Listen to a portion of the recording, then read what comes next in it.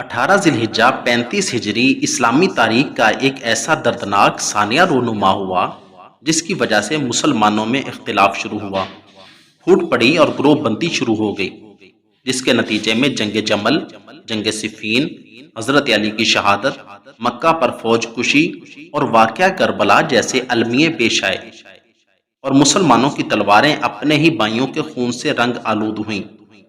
وہ مسلمان جو اخوت، مساوات، عدل و انصاف کی عظیم اور لازوال مثالیں قائم کر کے کیسر و کسرہ جیسی بڑی نامور ریاستوں کو سرنگوں کر چکے تھے، وہ مسلمان جو اپنے دین کی سربلندی کی خاطر اپنے مال و جان اور اولاد کی پرواہ نہ کرتے تھے، ان میں ایسا اختلاف برپا ہوا جو آج تک ختم نہ ہو سکا۔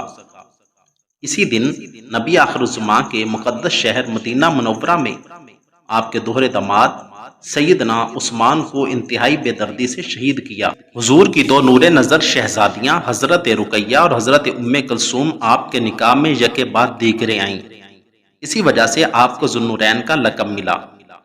آپ کا سلسلہ نسب 5ویں پشت میں حضور اکرم سے جا ملتا ہے۔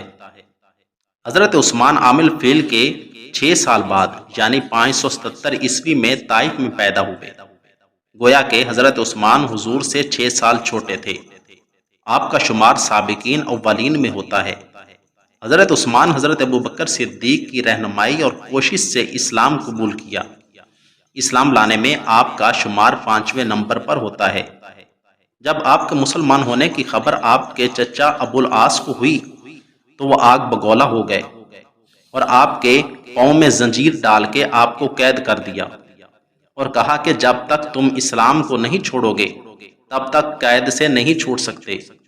لیکن اسلام کی خوبیاں ایسی ہیں کہ جو ایک مرتبہ بصیرت کے ساتھ ان کو دیکھ لے تو ہر طرح کا سکون و آرام اس پر قربان کرنے کے لیے تیار ہو جاتا ہے۔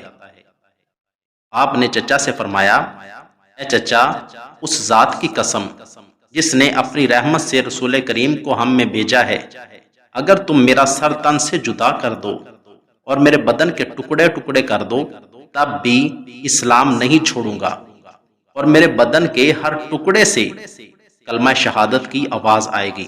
جس طرح حضرت علی المرتضیٰ حضور کے داماد تھے، اسی طرح حضرت عثمان بھی حضور نبی کریم کے دوہرے داماد تھے۔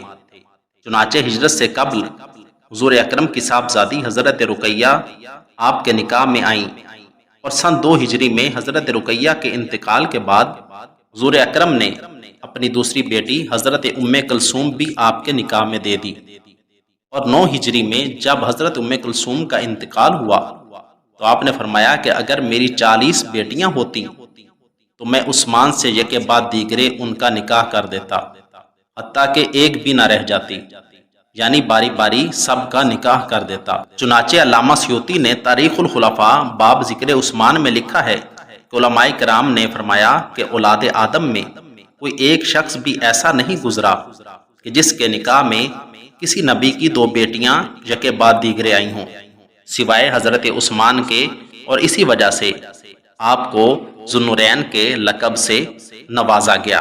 حضرت ابو موسیٰ اشعری رضی اللہ تعالیٰ عنہ روایت کرتے ہیں کہ ہم حضور نبی کریم رؤوف الرحیم صلی اللہ علیہ وآلہ وسلم کے پاس بیٹھے ہوئے تھے کہ آپ کے پاس باری باری صحابہ کرام آ رہے تھے۔ پھر ایک شخص نے دستک دی اور اندر آنے کی اجازت مانگی۔ حضور نے مجھ سے فرمایا کہ اس کے لیے دروازہ کھولو اور اسے جنت کی بشارت دے دو۔ میں نے دیکھا کہ وہ عثمان ہیں، اور میں نے آپ کو اس بات کی خبر دی جو حضور نبی کریم نے فرمائی تھی۔ حضرت عثمان کی فضیلت کا اندازہ اس بات سے لگایا جا سکتا ہے کہ حضور نبی کریم صلی اللہ علیہ وآلہ وسلم نے فرمایا، ہر نبی کا جنت میں ایک خاص رفیق ہوتا ہے، اور جنت میں میرا رفیق وہاں عثمان ہوگا۔ حضرت عائشہ صدیقہ رضی اللہ تعالیٰ عنہ فرماتی ہیں کہ ایک مرتبہ حضور اکرم صلی اللہ علیہ وآلہ وسلم اپنے گھر میں لیٹے ہوئے تھے اور اپنی پنڈلیوں کو کھولے ہوئے تھے۔ حضرت ابوبکر اور حضرت عمر فاروق آپ کی خدمت میں حاضر ہوئے۔ آپ نے ان حضرات سے اسی حالت میں گفتگو فرمائی۔ پھر حضرت عثمان آئے اور اندر آنے کی اجازت طلب کی تو آپ اٹھ کر بیٹھ گئے اور اپنا کپڑا ٹھیک کر لیا۔ جب حضرات چلے گئے تو تو میں حضرت عائشہ صدیقہ نے حضرت عثمان کے لیے اس امتیاز کی وجہ پوچھی تو حضور نے فرمایا کیا میں اس شخص سے حیا نہ کروں جس سے آسمان کے فرشتے بھی حیا کرتے ہیں۔ حضور نے حضرت عثمان کو ایک وصیت کی، آپ نے اس کی وفا میں اپنی جان دے دی اور اس حکم سے سر متجاوز نہ کیا۔ حضرت عائشہ صدیقہ فرماتی ہیں کہ حضور نے فرمایا اے عثمان، اگر خدا تعالیٰ تجھے کسی دن یہ حکومت عطا فرمائے اور منافقین چاہیں کہ تم یہ قمیض اتار دو جو خدا نے تمہیں پہنائی ہے تو تم ہرگز اسے نہ اتارنا۔ آپ نے یہ بات 3 دفعہ فرمائی۔ جس طرح حضرت ابوبکر صدیق کی مالی قوت اسلام میں لگی، دوسرے درجے میں حضرت عثمان غنی اسلام کا سب سے بڑا مالی سرمایہ بنے۔ حضرت عثمان اسلام پر اپنا مال خرچ کرنے میں سوائے حضرت ابوبکر صدیق کے باقی سب صحابہ کرام پر سبقت لے گئے۔ مدینہ کے مسلمانوں نے بئر روما کا پانی انہی کے خریدے ہوئے کنویں کی بدولت پیا۔ حضرت عثمان نے یہ کنواں خرید کر مسلمانوں کے لیے وقف کر دیا۔ یہ کنواں آپ نے 35,000 درہم میں خریدا۔ حضور نے مسجد کے ساتھ ایک زمین کے ٹکڑے پر نظر ڈالی۔ حضرت عثمان نے اس زمین کو خریدا اور مسجد میں شامل کر دیا۔ اب ہر نمازی کی نماز میں حضرت عثمان کا بھی حصہ ہو گیا۔ اس وقت آل سعود نے جہاں تک اس مسجد کو بڑھا دیا ہے، حضرت عثمان ہر نمازی کی نماز میں برابر کے شریک ہیں۔ اس سے بڑا امت کا محسن کون ہو سکتا ہے؟ کیسر روم کے مقابلے میں ایک بڑی فوجی قوت کی ضرورت تھی۔ جنگ تبوک کی تیاری مسلمانوں کی پہلی بین الاقوامی تحریک تھی۔ حضرت عثمان نے اس کے لیے 1000 دینار نقد اور 300 اونٹ مال تجارت سے لدے ہوئے حضور کی خدمت میں پیش کر دیے۔ حضور نے فرمایا اب عثمان پر کوئی بار نہ ہوگا، وہ جو بھی کرے اس پر کوئی گرفت نہیں ہوگی۔ تاریخ نے جسے غنی کہا، وہ زندگی کے آخر میں اس قدر بے بس تھا کہ اپنی حفاظت کے لیے اپنے خرچ سے محافظ دستہ نہ رکھ سکتا تھا، اور تقویٰ کی شان یہ تھی کہ بیت المال کے خرچ سے اپنی جان کی حفاظت کرنا ناجائز جانا، یہاں تک کہ اپنی جان حضور اکرم کے شوق ملاقات میں جان افری کے سپرد کر دی۔ یہ وہ شان، تقویٰ اور جذبہ انفاق ہے جس نے حضرت عثمان کو حضرت ابوبکر کے بہت قریب کر دیا تھا۔ خلافت، کامیاب خلافت وہ ہوتی ہے جو پورے عالم اسلام پر ہو اور ایک ہی ہو، جس طرح حضور نبی کریم پوری دنیا کے لیے ایک ہی پیغمبر خاتم تھے۔ دوسرے درجہ کی خلافت وہ ہوتی ہے جس میں پورے اسلامی قوانین کا نفاذ ہو، لیکن پورا رقبہ ایک اسلامی اقتدار کے ماتحت نہ ہو۔ جس طرح بنو عباس کے خلافت کا مرکز بے شک بغداد میں تھا، لیکن اس وقت اسپین میں اموی خلافت ہی قائم تھی، اور اس کا تاریخی تسلسل پہلی اموی خلافت کے ساتھ ہی تھا۔ حضرت عثمان کی خلافت اس حوالے سے بھی ایک کامیاب خلافت رہی کہ آپ کے خلاف جتنی بھی بغاوتیں اٹھیں اور آپ کے گورنروں کے خلاف جتنی بھی شکایتیں آئیں، آپ کے مخالفین ایک چھوٹا سا خطہ یا کوئی صوبہ یا کوئی ملک اس خلافت سے جدا نہ کر سکے، اور پوری سلطنت اسلامی ایک ہی نظام کے تحت رہی۔ شریعت محمدی کا بنیادی قاعدہ ہے کہ سارے کے سارے اعمال کا دار و مدار خاتمہ پر ہوتا ہے۔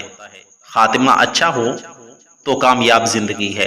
حضرت عثمان سے ایک مطالبہ یہ بھی ہوا کہ آپ بوڑھے ہو چکے ہیں، آپ کسی نوجوان کو موقع دیں اور خود خلافت سے دستبردار ہو جائیں۔ حضور نبی کریم نے آپ سے فرمایا تھا کہ تم سے قمیض اتارنے کا مطالبہ کیا جائے گا، تم اسے مت اتارنا، یہ خلافت کی قمیض تھی۔ آپ نے جان دینا تو گوارا کر لیا، مگر یہ قمیض نہ اتاری اور خلافت سے دستبردار نہ ہوئے۔ آپ کی شہادت تک خلافت بھی قائم رہی۔ شہادت، حضرت عثمان کو 18 ذی الحجہ 35 ہجری کو مدینہ منورہ میں 40 دن کے محاصرے کے بعد اس حال میں شہید کیا گیا کہ 40 دن تک آپ بھوک اور پیاس کی حالت میں رہے۔ تاریخ گواہ ہے کہ جب حضرت عثمان پر ظالموں نے تلوار چلائی تو اس وقت آپ قرآن پاک کی تلاوت کر رہے تھے، اور آپ کے خون کا پہلا قطرہ قرآن پاک پر گرا۔ اس طرح قرآن اور حضرت عثمان کا تعلق زندگی کی آخری سانسوں تک قائم رہا۔ حضرت زبیر یا حضرت جبیر بن مطعم رضی اللہ تعالیٰ عنہ نے آپ کی نماز جنازہ پڑھائی اور جنت البقیع میں آپ کی تدفین ہوئی۔ آپ کو حضرت امام حسن بن علی نے قبر میں اتارا۔ کربلا کا واقعہ بہت ہی دردناک ہے، لیکن مظلوم مدینہ خلیفہ ثالث امیر المومنین حضرت عثمان کی شہادت بھی کسی درد سے کم نہیں۔ جہاں ہم کربلا کا واقعہ بیان کرتے ہیں، وہیں ہمیں شہادت حضرت عثمان ذو النورین کو بھی بیان کرنا چاہیے۔ اللہ تعالی ہمیں صحابہ و اہل بیت کے بغض سے محفوظ فرمائے اور ان سے دلی محبت عطا فرمائے، آمین ثم آمین۔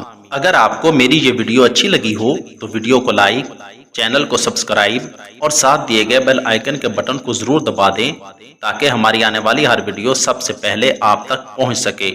شکریہ، والسلام۔